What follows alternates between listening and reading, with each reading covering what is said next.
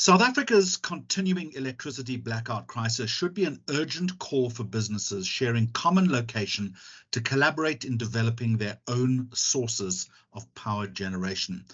Volker van Widdern, strategic risk principal for the consultancy Riskonet, goes on to say that enhanced collaboration across businesses that operate in similar areas should no longer be a concept or a nice to have, but he says is now a survival necessity.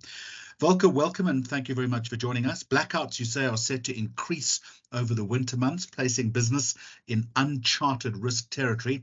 Maybe the starting point of this conversation is just how worried should we be as winter approaches? Yeah, I think we should be worried that we've seen the level of liquidations, particularly in small businesses, increase. And primarily, it's argued because of load shedding and levels of inefficiency there.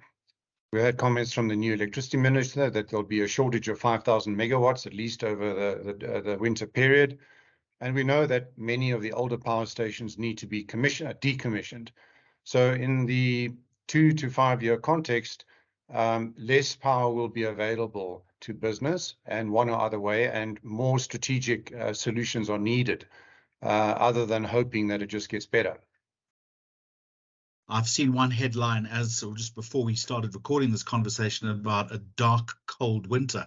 So let's talk about that strategic approach then. You talk about cooperative alliances, particularly when it comes to maybe smaller and medium-sized enterprises. They need to do that to stand any chance of survival. What in fact is a cooperative alliance? What should they be doing? How should they be applying their thinking? Well, okay, it obviously depends on how one sets up a solution, and these are conceptual ideas. We not strategic risk solution is that if my constraint is that if it's too small for me to use, so theoretically I can't generate my own power.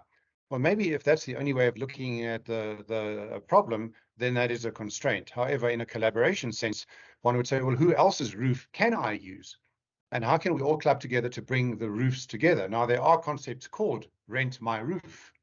Now, if you put 100 roofs together and they were aligned to small businesses, and that was also put into some storage capacity, then small businesses could operate at times that they need to, which might be early in the morning or early in the evening, and they could balance the load shedding impacts on them and run their businesses a little bit longer, or run plant inside their businesses that way. But it does require a collaborative sense of saying,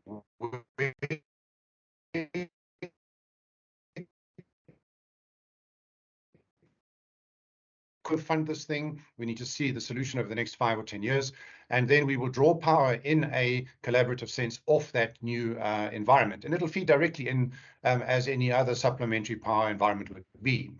So the same could happen, as I say, in a grouping of small businesses and their wider physical community, or it could happen between office blocks and hotels. It could happen in a variety of ways. And in fact,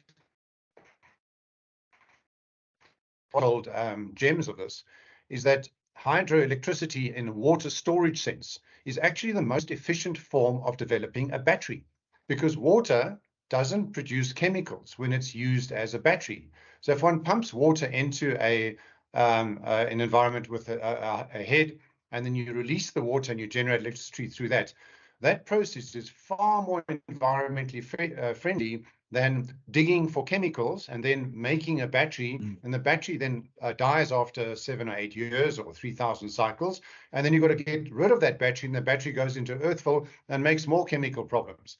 And that kind of collaboration could be fantastic, because you can put a lot of vertical columns of water around city areas, which are then constrained from a solar power point of view. So water storage hydro is actually a very exciting concept, and it's been used in hundreds of facilities in the state. So that's another collaboration point. You could have offices collaborating with hotels. You could have a whole bunch of offices collaborating with small industry around them. So there are lots of ways of generating and or storing water that way. And lastly, the Eskom tariffs are roughly 7 times more expensive under peak load and under the high demand areas than standard and under the light demand or the night times. So if you're using the light pump your water into the storage and then you release it when there's a peak load tariff, you're saving roughly 85% of the tariff by releasing the water when you have a high demand and a peak loading.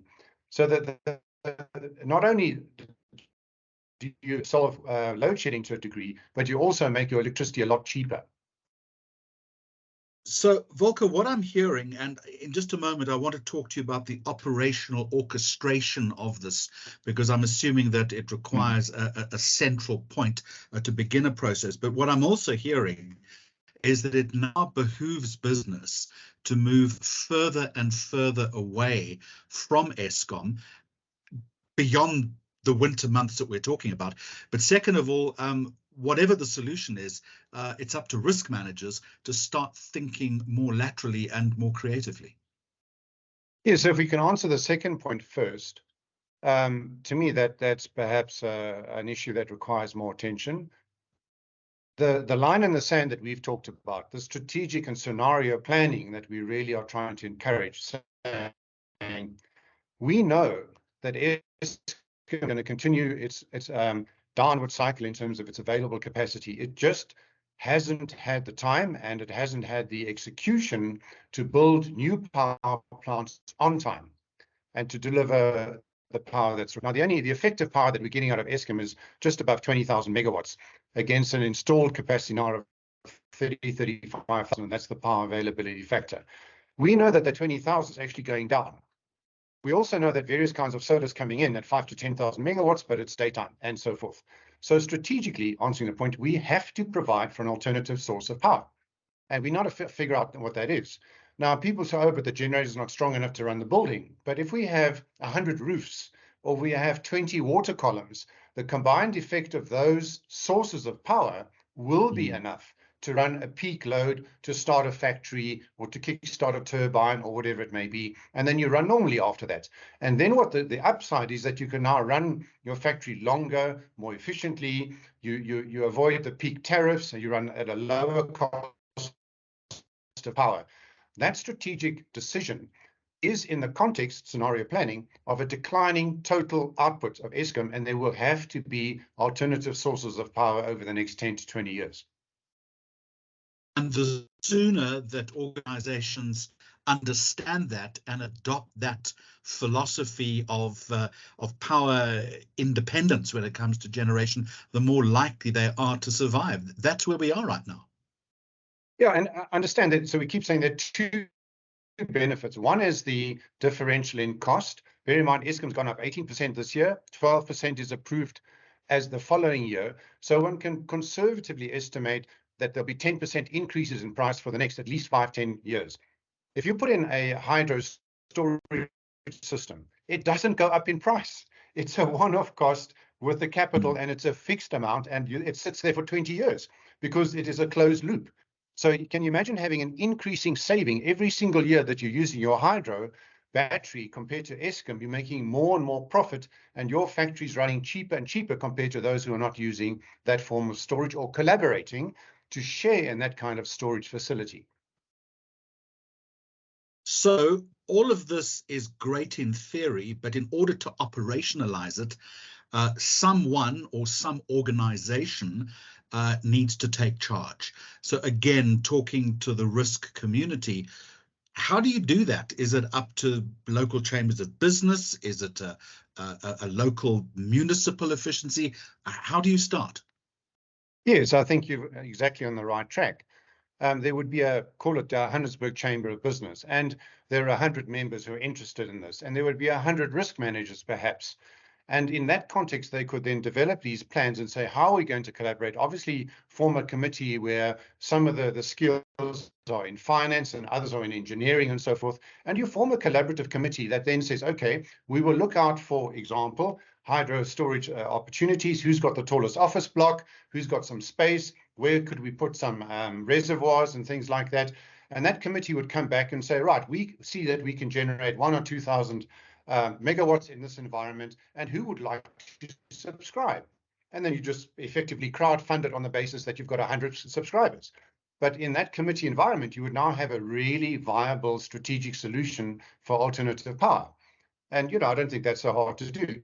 And obviously, you'd set up a separate commercial enterprise that then generates this power on behalf of that grouping. So, Volker, what I'm hearing you also say is this is predicated on a degree of achieving consensus. But secondly, like all problems, it requires constant and thorough leadership, I guess. Yes, so, necessity is the mother of invention. So we're going to be desperate for power. And the other side is risk management is also addressing the deviation from achieving our strategic plans.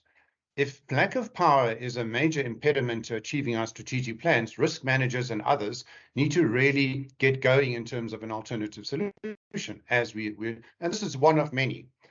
So if we come back and say, well, then how will this be changed?